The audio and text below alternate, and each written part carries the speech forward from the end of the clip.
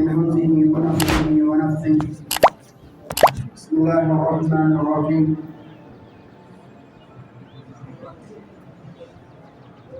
ثم لتسألن يومئذ عن النعيم. سامعین، سورہ التکاثر کی آخری آیت کریمہ کی تلاوت کی.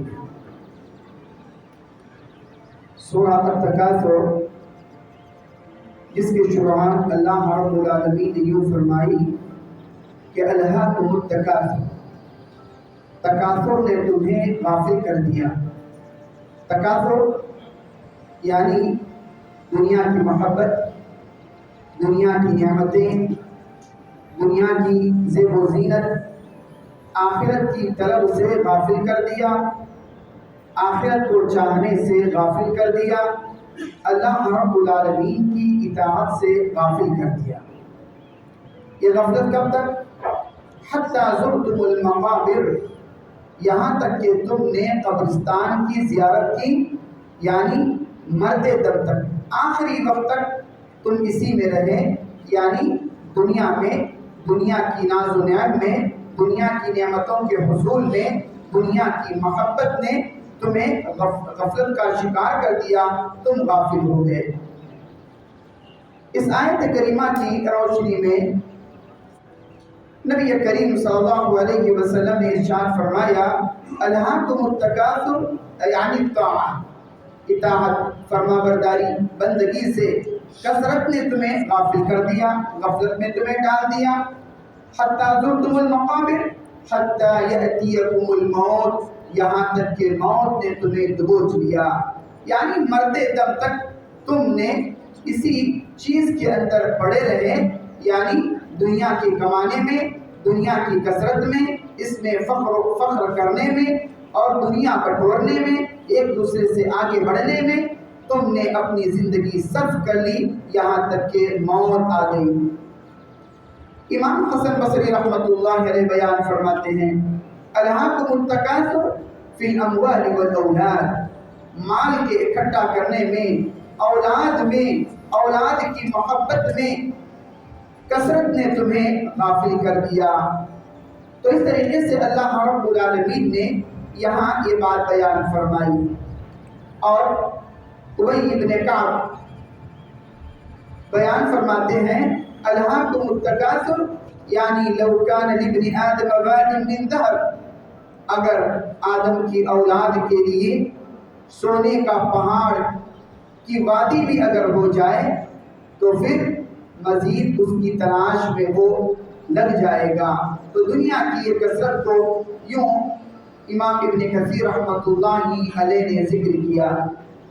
نبی کریم صلی اللہ علیہ وآلہ وسلم نے الہاکم التکاثر کے حوالے سے بیان فرماتے ہیں، کہتے ہیں عبداللہ ابن شقیق کہ میں نبی کریم صلی اللہ علیہ وسلم کی خدمت میں پہنچا تو آپ اس آیت کریمہ یا اس سورت کی تلاوت کر رہے تھے الہاکم التکاثر.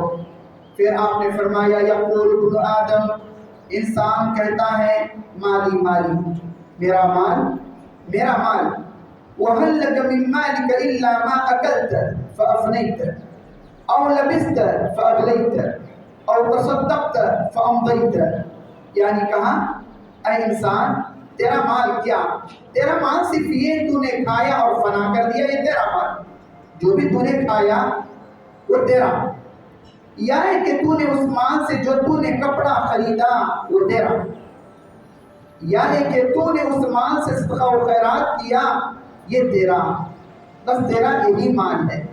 یہ آپ علیہ السلام نے یوں فرمایا. اور ایک روایت کے اندر نبی کریم صلی اللہ علیہ وسلم فرماتے ہیں بندہ کہتا ہے میرا مال، میرا مال، اس کا مال تو تین طرح سے ہے، کھایا فنا کیا اس کا، پہنا اور روزیدہ کیا اس کا، صدقہ و خیرات کیا اور بھیج دیا یہ اس کا اپنا.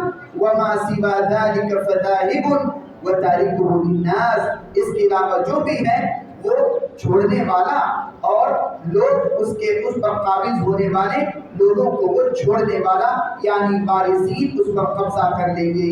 یہ نبی کریم صلی اللہ علیہ وسلم نے الہاکم التکاثر کے حوالے سے فرمایا. اور ایک روایت صحیح بخاری کی روایت ہے، انس بن مالک رضی اللہ عنہ راوی کہتے ہیں کہ آپ علیہ السلام نے فرمایا انسان کی وفات ہوتی ہے تو انسان کو دفنانے کے لیے 3 چیزیں جاتی ہیں یا 3 چیزیں ساتھ رہتی ہیں، 2 چیزیں واپس لوٹ آتی ہیں، صرف ایک چیز وہاں باقی رہتی ہے۔ کہاں؟ اہلہ و مالہ و عملہ، اس کے رشتہ دار، اس کے گھر والے، اس کا مال یعنی خادم، نوکر، چاکر، اور اس کا اپنا عمل، 2 واپس آ جاتے ہیں۔ اس کے گھر والے، اس کے خادم، نوکر، چاکر، یہ تو واپس آ جائیں گے، لیکن اس کے پاس رہنے والا، باقی رہنے والا اگر کوئی چیز اگر ہے، فعملہ، اس کا اپنا عمل جو اس نے اپنی زندگی کے اندر کیا، اچھا کیا تو بہتر ہوگا، اگر برا کیا تو ایسے وقت میں اس کے لیے مسائل، آلام، تکالیف، پریشانیاں قبر ہی سے شروع ہو جائیں گی۔ یہ آپ علیہ السلام نے انسان کی حقیقت کو یوں واضح کیا۔ اور ایک حدیث کے اندر آپ فرماتے ہیں انسان بوڑھا ہوتا ہے، زندگی اس کی بڑھتی جاتی ہے، بڑھاپا طاری ہو جاتا ہے، لیکن اس کے ساتھ 2 ایسی چیزیں ہیں جو باقی رہتی ہیں، وہ بوڑھی نہیں ہوتی۔ وہ کیا چیز؟ آپ نے فرمایا الحرص والعمل، اسے مال کی حرص اور تمنا، مال میرے پاس جمع ہو جائے، اکٹھا ہو جائے اور مال آ جائے، اور العمل، بڑی امید یہ میری زندگی کے اندر اور زیادہ اضافہ ہو اور اضافہ ہو اور اضافہ ہو۔ یہ 2 چیزیں اس کی گویا اس کے پاس جوان ہوتی ہیں، لیکن اس کا جسم بوڑھا ہو رہا ہوتا ہے۔ آپ نے یوں بھی فرمایا۔ پھر اسی صورت کے اخیر میں اللہ نے فرمایا ثم لتسألن يومئذ عن النعیم، پھر البتہ ضرور تم اس دن نعمتوں کے بارے میں پوچھے جاؤ گے۔ یہاں تو آپ سے کوئی سوال کرنے والا نہیں، کوئی پوچھنے والا نہیں، کہاں، کون سا، کیا، کوئی پوچھنے والا نہیں، لیکن آخرت کے اندر ضرور تم پوچھے جاؤ گے، البتہ تم ضرور پوچھے جاؤ گے قیامت کے دن عن النعیم، ہر قسم کی نعمتوں کے بارے میں ضرور پوچھے جاؤ گے کہ تم نے ان نعمتوں کی قدردانی کی یا نہ کی، شکریہ تم نے ادا کیا یا نہ کیا۔ اللہ رب العالمین کی جو بھی نعمت ہو، صحت کی شکل میں ہو، امن و امان کی شکل میں ہو، رزق کی شکل میں ہو، اس قسم کی جو بھی نعمتیں ہیں، ان نعمتوں کی تم نے قدردانی کی یا نہ کی، اس کے بارے میں کل قیامت دن سوال ہوگا۔ یہ مشہور واقعہ آپ نے بارہا سنا۔ ابن ابی حاتم یہ بیان فرماتے ہیں، راوی ہیں عبداللہ ابن عباس رضی اللہ عنہما، کہ انہوں نے عمر بن خطاب رضی اللہ عنہ کو فرماتے ہوئے سنا کہ نبی کریم صلی اللہ علیہ وسلم ایک مرتبہ ظہر کے وقت میں نکلے، دیکھا کہ ابو بکر صدیق رضی اللہ عنہ مسجد کے اندر موجود ہیں ظہر کے وقت میں۔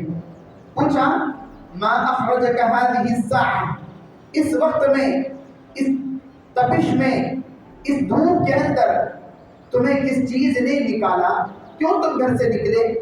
کہتے ہیں اخرجنی الذی اخرجک یا رسول اللہ، اے اللہ کے رسول صلی اللہ علیہ وسلم، جس چیز نے آپ کو اس وقت میں گھر سے باہر نکالا، اسی چیز نے مجھے بھی نکالا، یعنی بھوک کی وجہ سے۔ صدیق اکبر ہے، انبیاء کے بعد سب سے بڑا درجہ ان کا ہے، لیکن گھر میں کھانے کے لیے کوئی چیز نہیں، اور اللہ کے رسول صلی اللہ علیہ وسلم سارے نبیوں کے سردار ہیں، لیکن آپ کے پاس بھی کھانے کے لیے کوئی چیز میسر نہیں ہے، تو بھوک کی وجہ سے آپ گھر سے باہر نکل پڑے۔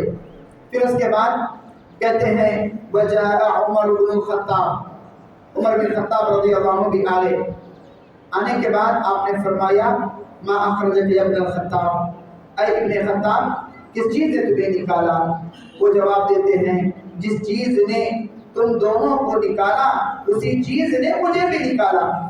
یہ ہے فاروق اعظم عمر بن خطاب رضی اللہ عنہ، ان کا یہ جواب تھا۔ پھر اس کے بعد عمر فاروق آ کر بیٹھ گئے، اللہ کے نبی صلی اللہ علیہ وسلم دونوں سے بات چیت کرتے رہے۔ پھر اس کے بعد کہا هل بكما من قوة، کیا تمہارے پاس اتنی قوت و طاقت ہے کہ ہم اس باغیچے کے پاس جائیں؟ یہ جو باغیچہ ہے قریب میں، وہاں تک جانے کی کیا تمہارے پاس قوت ہے، طاقت ہے؟ کیا تم جا سکتے ہو تاکہ ہم وہاں پہنچیں، وہاں کچھ کھانے کے لیے مل جائے، پینے کے لیے مل جائے، اور کچھ سایہ مل جائے، کھانا پینا اور سایہ اگر مل جائے تو اور کیا بڑی بات ہے۔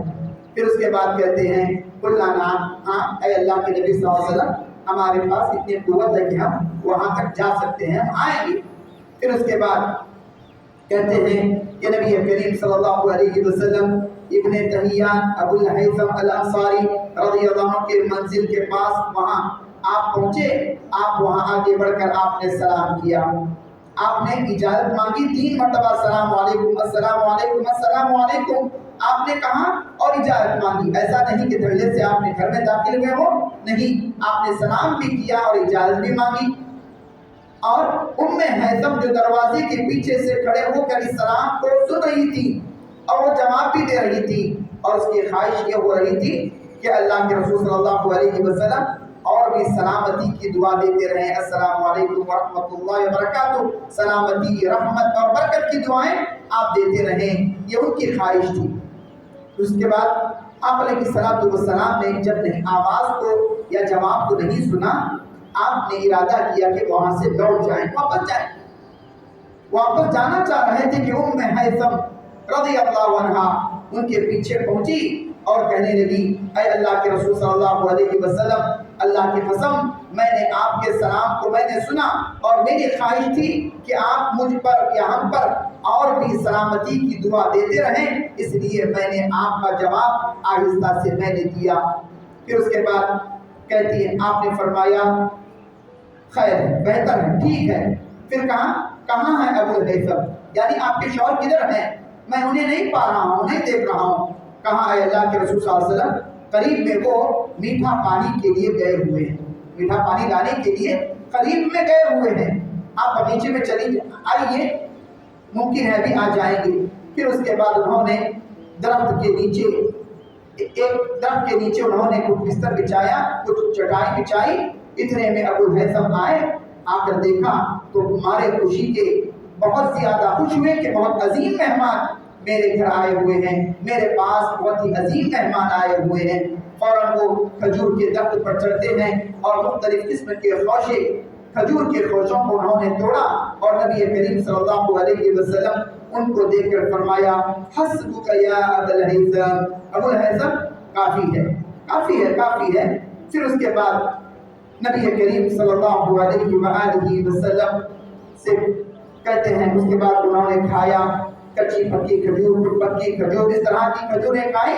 کھانے کے بعد انہوں نے پانی آپ کے سامنے پیش کیا، پانی پیا، پینے کے بعد آپ نے فرمایا ھذا من النعیم الذی تسألون عنہ، یہ اللہ کی نعمتیں ہیں، اس کے بارے میں تم پوچھے جاؤ گے، یہ بھی اللہ کی نعمتیں ہیں، اس کے بارے میں پوچھے جاؤ گے، یہ کھجور ہے، یہ پانی ہے، یہ سایہ ہے، یہ بھی اللہ رب العالمین کی نعمتیں ہیں، اس کے بارے میں پوچھے جاؤ گے۔ اگر اس واقعے کو سامنے رکھ کر ہم اپنا جائزہ اگر لیں، نہ جانے اللہ رب العالمین کی کتنی نعمتیں ہمارے پاس ہیں، کس کس قسم کی نعمتیں ہمارے پاس ہیں، کیا واقعی ان نعمتوں کی قدردانی ہمارے پاس ہے؟ کیا ہم ان نعمتوں کا شکریہ ادا کرتے ہیں؟ کیا ہم اللہ رب العالمین کا ان نعمتوں پر شکر گزار ہیں، اللہ رب العالمین کا شکریہ ادا کرتے ہیں یا نہیں؟ یہ ہم میں سے ہر ایک اپنے آپ سے سوال کرنے کی ضرورت ہے۔ امام احمد بن حنبل رحمۃ اللہ علیہ اپنی مسند کے اندر یہ روایت نقل فرمائی کہ جب الہاکم التکاثر اس آیت کریمہ نازل ہوئی، آپ علیہ الصلوۃ والسلام نے اس مکمل سورت کو آپ نے پڑھا، صحابہ نے پوچھا اے اللہ کے رسول صلی اللہ علیہ وسلم کس چیز کی نعمت کے بارے میں ہم سے پوچھا جائے گا؟ آپ نے فرمایا ہما الاسودان، دو کالی چیزوں کے بارے میں، کالی چیزوں سے مراد الماء والتمر، پانی اور کھجور، اس لیے کہ عرب کی غذا عام طور پر یہی تھی کہ پانی اور کھجور یہ ہے اللہ کی نعمت، اس کے بارے میں پوچھے جاؤ گے۔ پھر اس کے بعد کہتے ہیں وَسُيُوفُنَا عَلَىٰ رِقَابِنَا، ایسا لگ رہا ہے کہ تلوار تو ہمارے گردن پر لٹک رہی ہے، دشمن حاضر ہیں، پھر بھی یہ کس نعمت کے بارے میں سوال کیا جا رہا ہے؟ تو نبی کریم صلی اللہ علیہ وسلم نے اس موقع پر فرمایا تھا الاسودان الماء والتمر، پانی اور یہ کھجور، اس کے بارے میں پوچھے جاؤ گے۔ اسی طریقے سے نبی کریم صلی اللہ علیہ وآلہ وسلم سے یا آپ کے صحابہ سے مختلف قسم کی چیزیں ثابت ہیں کہ یہ نعمتیں ہیں کیا نعمتیں ہیں؟ مثال کے طور پر اگر کسی کو جو کی روٹی مل گئی اور وہ آدھا پیٹ اگر کھا بھی رہا ہو، یہ بھی اللہ کی نعمت ہے، یہ بھی اللہ کی نعمت ہے۔ اور پیروں کے اندر اگر جوتے یا چپل جیسی نعمت اللہ نے عطا فرمائی ہو، یہ بھی اللہ رب العالمین کی نعمت ہے۔ ٹھنڈا پانی اگر میسر ہو، اگر پی رہے ہو، یہ بھی اللہ رب العالمین کی نعمت ہے۔ اسی طریقے سے امن و امان میں ہو، اللہ کی نعمت ہے۔ رب العالمین نے صحت اور عافیت دی ہو، یہ بھی اللہ رب العالمین کی نعمت ہے۔ اسی طریقے سے پیٹ بھر کر آپ کھا رہے ہو، اللہ کی نعمت ہے۔ ٹھنڈا پانی میسر ہو، اللہ کی نعمت ہے۔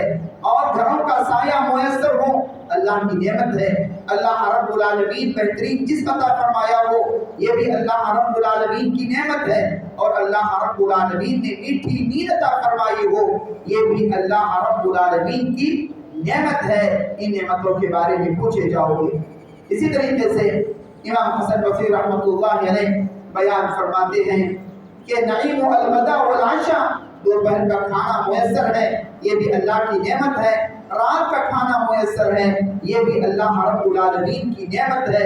اسی طریقے سے دنیا کی لذتوں میں سے کوئی بھی لذت اگر مل گئی ہو، یہ بھی اللہ رب العالمین کی نعمت ہے۔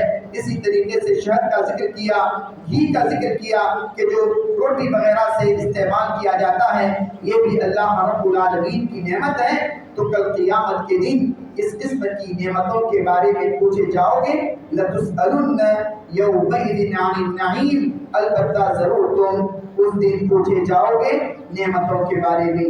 اللہ کا کرم کہ ہمارے پاس نہ جانے کتنی نعمتیں ہیں، ان نعمتوں کو ہم شمار نہیں کر سکتے۔ تو کیا واقعی ہم ان نعمتوں کے قدردان ہیں؟ کیا ہم شکریہ ادا کرتے ہیں؟ دینے والے کا ہم احسان مانتے ہیں یا نہیں؟ یہ ہمارے اوپر ہے۔ ضرورت اس بات کی ہے کہ ہم اللہ رب العالمین کی اطاعت میں، بندگی میں اپنی زندگی گزاریں۔ ایسا نہیں کہ مال و اولاد کی کثرت یا دنیا کی محبت ہمیں اللہ رب العالمین کی اطاعت سے، اس کی فرما برداری سے، دین اسلام سے، اس پر چلنے سے، کتاب و سنت سے ہمیں غفلت کا شکار نہ ہو یا غافل نہ کرے۔ اسی طریقے سے اللہ کی جو بھی نعمتیں ہیں، ان نعمتوں کی قدردانی کرتے ہوئے ہم زندگی گزاریں، تو یقیناً یہ نعمت ہمارے لیے باعث رحمت ہوگی اور باعث نعمت ہوگی، اور اگر ایسا نہیں تو یہی چیزیں ہمارے لیے باعث زحمت ہو سکتی ہیں۔ اللہ رب العالمین سے میں دعا کرتا ہوں کہ الہ العالمین ہم میں سے ہر ایک کو جو بھی نعمت اللہ رب العالمین نے عطا فرمائی ہے، چاہے وہ ظاہری ہو یا باطنی ہو، دنیاوی ہو، اخروی ہو، دینی ہو، ہر قسم کی نعمت جو اللہ رب العالمین کی عطا کرتا ہے، اس پر کما ہم کروں۔ اللہ رب العالمین کا شکریہ ادا کرنے کے رب العالمین ہمیں توفیق عطا فرمائے، اور اللہ رب العالمین ہم تمام کو تیری خالص اور سچی عبادت کرنے، اطاعت کرنے، فرما برداری کرنے، اور نبی کریم صلی اللہ علیہ وآلہ وسلم کی سچی اتباع و پیروی کرنے کے رب العالمین ہمیں توفیق عطا فرمائے۔ اللہ رب العالمین ہمارے سیئات کو اور ہمارے گناہوں کو مٹا دے۔ اللہ رب العالمین زیادہ سے زیادہ اعمال صالحہ کرنے کے رب العالمین ہمیں توفیق بخشے۔ آمین۔ وآخر دعوانا ان الحمد للہ رب العالمین۔